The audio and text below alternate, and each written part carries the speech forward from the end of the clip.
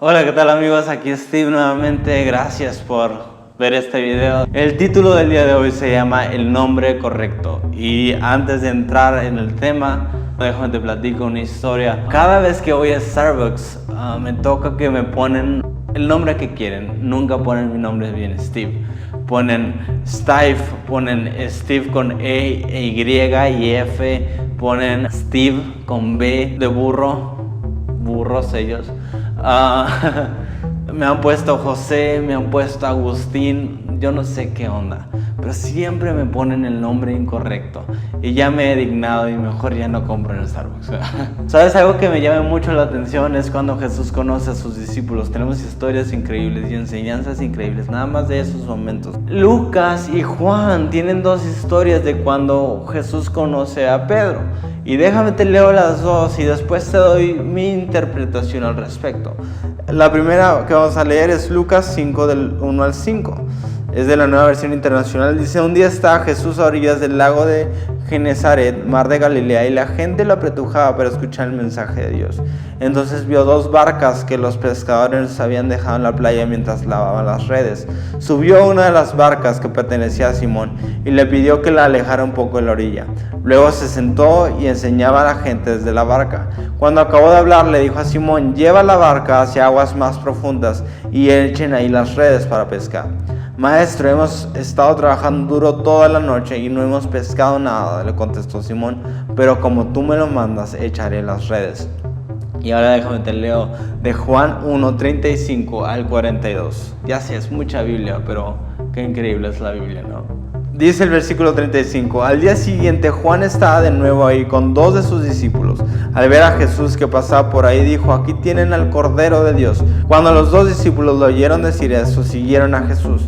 Jesús se volvió y al ver que lo seguían les preguntó: ¿qué buscan? Rabí, ¿dónde te hospedas? Rabí significa maestro. Vengan a ver, les contestó Jesús. Ellos fueron pues y vieron dónde se hospedaba, y aquel mismo día se quedaron con él. Eran como las 4 de la tarde. Andrés, hermano de Simón Pedro, era uno de los dos que al oír a Juan habían seguido a Jesús. Andrés encontró primero a su hermano Simón y le dijo: hemos encontrado al Mesías, es decir, el Cristo. Luego lo llevó a Jesús, quien mirándolo fijamente le dijo: tú eres Simón, hijo de Juan, serás llamado Cefas, es decir, Pedro. Como te comentaba, yo tengo una interpretación al respecto. Yo creo que la historia que cuenta Juan sucede primero que la historia que cuenta Lucas. Porque si tú te fijas en la historia de Lucas, Jesús va a la barca de Pedro, está enseñando. Cuando termina le dice: echa las redes, y Pedro le dice: hemos trabajado toda la noche, pero como tú me lo mandas, lo haré. Y ahorita te digo por qué eso es significativo.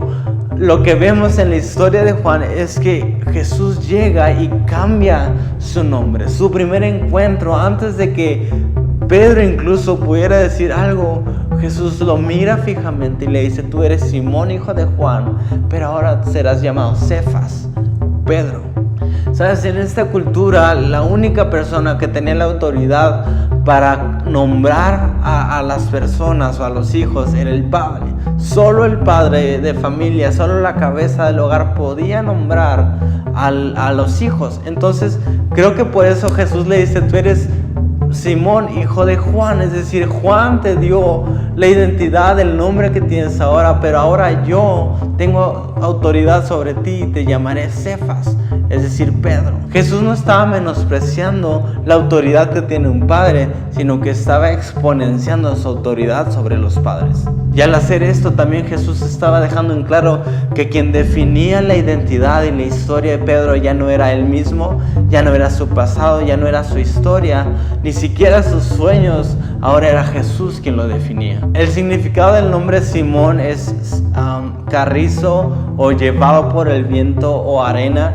Lo que quiere decir esas tres cosas es simplemente algo inestable, algo que, como dice el mismo significado, es llevado por el viento. Un carrizo, la arena puede ser llevada por el viento, no tiene nada firme que lo sostenga. Y creo que muchas veces en Pedro llegamos a ver esta inestabilidad, porque Pedro toda su vida se llamó inestabilidad, toda su vida se llamó Simón, toda su vida había vivido de esta manera en la que no había nada que estuviera firme en él. Y creo que su carácter tan impulsivo, tan explosivo, era simplemente una reacción a esta condición de inestabilidad. Pero Jesús ve más allá de esto.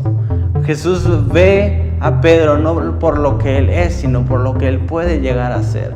Ahora, para nosotros Pedro es un nombre muy común, pero en ese entonces realmente Pedro, o Cefas como es el nombre, no era un nombre, sino que era un apodo, era una manera de llamarle a las piedras, a las rocas. Entonces Jesús lo que le está diciendo es: tú eres Simón, pero tu nombre es roca. Lo que la gente veía y lo que Pedro mismo veía en él como arena, Dios lo veía como una roca. Debemos permitir que eso que Dios puede ver en nosotros, que muchas veces nosotros mismos no podemos ver o que otros no nos han dejado ver, debemos permitir que Dios nos lo revele a nosotros, porque eso va a cambiar por completo nuestro nombre y nuestra identidad.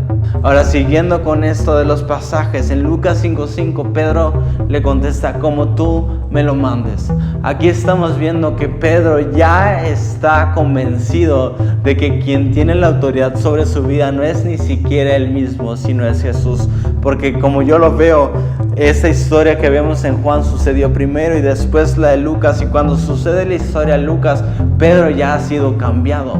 Pedro ya no está bajo su autoridad, bajo su propia visión, bajo el nombre que le puso su padre, sino que Pedro ahora está bajo la autoridad y bajo la guianza de Jesús. Así que le dice: como tú me lo mandes, porque ahora tú eres el dueño y el Señor de mi vida. Jesús tiene que cambiar muchas expectativas y muchas visiones que tenemos acerca de nosotros para poder hacer lo que quiera hacer con nosotros. Jesús es el único que puede tomar un puñado de arena y convertirlo en una roca. Permitamos que Cristo, con su palabra y su autoridad y su poder, cambie nuestro nombre, porque si nos sostenemos en nosotros mismos, nos daremos cuenta de una manera más dolorosa que somos frágiles y débiles y nos rompemos. Pero cuando nos sostenemos en Cristo, nos damos cuenta también que somos frágiles, pero en Él encontramos la fortaleza para poder subsistir y para poder vivir y para poder estar siempre seguros. Él puede ver más en ti y en mí y en cada uno de nosotros de lo que nosotros mismos podemos ver. Tu situación no te define, la sangre de Cristo sí. Muchas gracias por ver este video, por tomarte el tiempo. Te invito a que te suscribas para que veas todos los videos que van a seguir viniendo, que nos des like en Facebook, que nos sigas en Instagram, que veas los escritos en Tumblr y te des cuenta de todo lo que va a estar sucediendo. Muchas gracias.